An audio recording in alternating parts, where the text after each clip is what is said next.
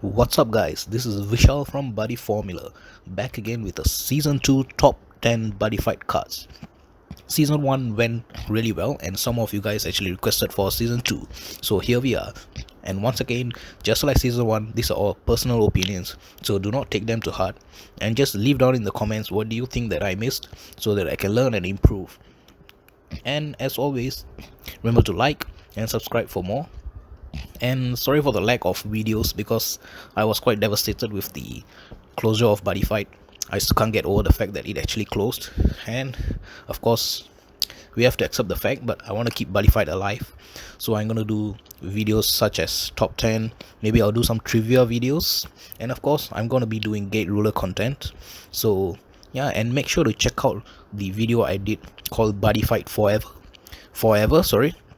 That video was a collation of all the pictures you guys sent me through Facebook, through Twitter and everywhere, and of course I made a small video featuring everyone, and everyone loved it. I loved the positive comments that came from it. This is actually how Buddyfight should have been and should be, the positive spirit, and that's what I like about Buddyfight. And of course that video actually reached the creator of Buddyfight, and he told me that he was so happy that so many people enjoyed this game, which actually made me really happy. So let's continue to make this game stay in our memories and never forget the good things that it gave us. So without further ado, I would like to proceed to the top 10 list. In number 10, we have Cyclops Greed. Cyclops Greed was a simple card, yet it was so effective. Back then there was nothing much that could steal gauges and yet give you a free gauge at that time. So Cyclops Greed used to be one of the strongest cards in most Ancient World decks, Dragon Iron, and even Thundermine decks, because it was able to steal gauge and disrupt the opponent. So this card was played quite heavily during that format, and the lifelink one was not a big deal, so this card lands in the number 10 spot. Number 9, we have Goji Maru. Goji Maru was one of the most defensive cards at that point. It had 7000 defense and it had 2 souls, which was very difficult to handle at that time. And of course it had the Shadow Dive ability, which a lot of decks were very weak to, especially decks like Esther, which was center based, and Shadow Dive would immediately destroy decks like Esther. The Shadow Dive was something that was quite exclusive to this deck, because at that point only effective Shadow Dive deck was either this or Dark Heroes, and the original Shadow Dive death deck was not that strong, so Goji Maru was one of the decks that you had to face if you were to play in a center base meta.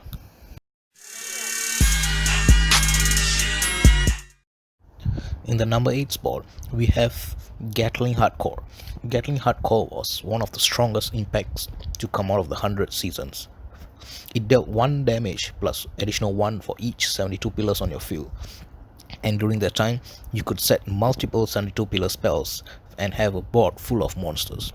So there was a very interesting FTK deck which involved the Seed Tree, which was able to set up so many set spells that you were able to win the opponent in just 1 turn using Gatling Hardcore.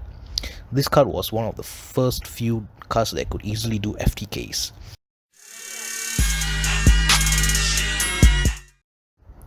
Number 7, we have Full Stretch Formation. Full Stretch Formation was a very powerful card released for Dungeon World, which made the entire deck become a hyper aggressive deck. What it allowed you to do was it allowed you to stand all your adventurers and perform a link attack with them, and it was not once per turn.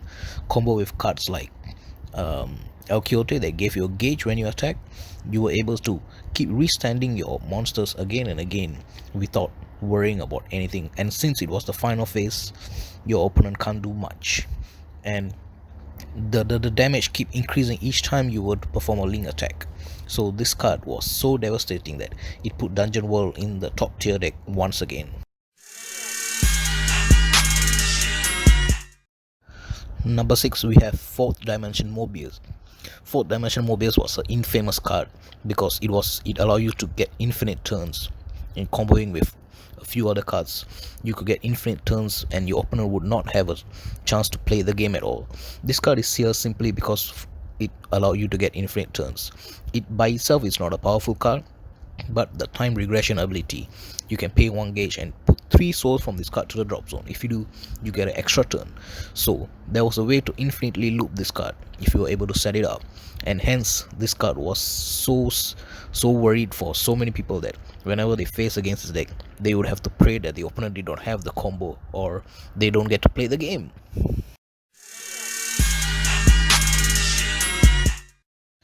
Number 5, we have the 5th Omni Drum himself. 5th Omni Drum was the first powerful 5th Omni monster introduced to the game. It had the ability to destroy a card whenever you were dealt damage and you were 6 life or less. So this gave so much defensive options, and especially it being able to activate during both turns was able to put off Esther from being the best deck of the format. And of course, this card was so sought out because it was from a secret pack and it was really expensive. So this card was not only strong, but it was also popular because it's drum, and that's why this card has to be in the number 5 list.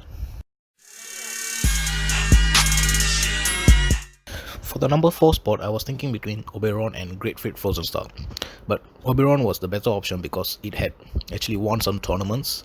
So why Oberon was so good? Because it was able to nullify all monster abilities on the opponent field in a format where monsters were the most important way to get your advantage. Oberon just simply shut off so many decks. Some decks could not do anything against Oberon and they become completely helpless because all they were just a vanilla deck. So Oberon not only had the ability to nullify abilities, it had good offense because it has 2 crit, 7k defense, 7k power, which was not easy to get over at that time. The only way to beat Oberon was to use item based decks, which is why this card made such a big impact in the game and it reached the number 4 spot on this list.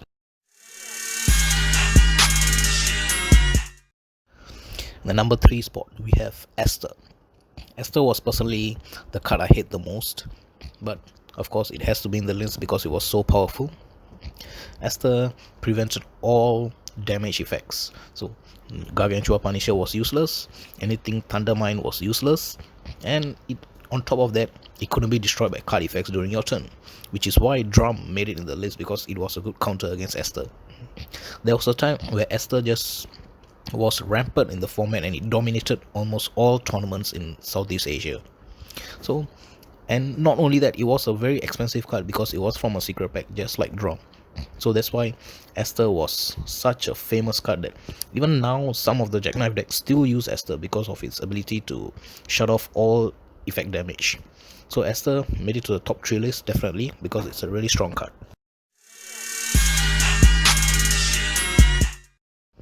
Well, I talked about my least favorite card.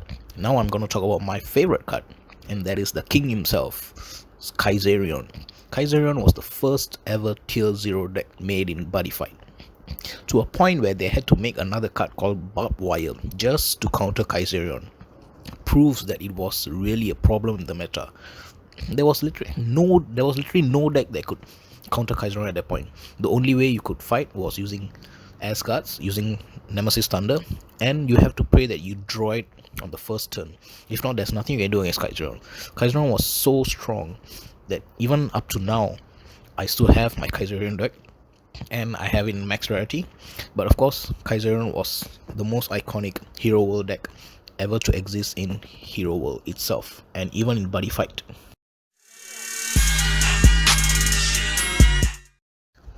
Finally, we have reached the number 1 spot, and it goes to 4th Omnilord, Burn Nova.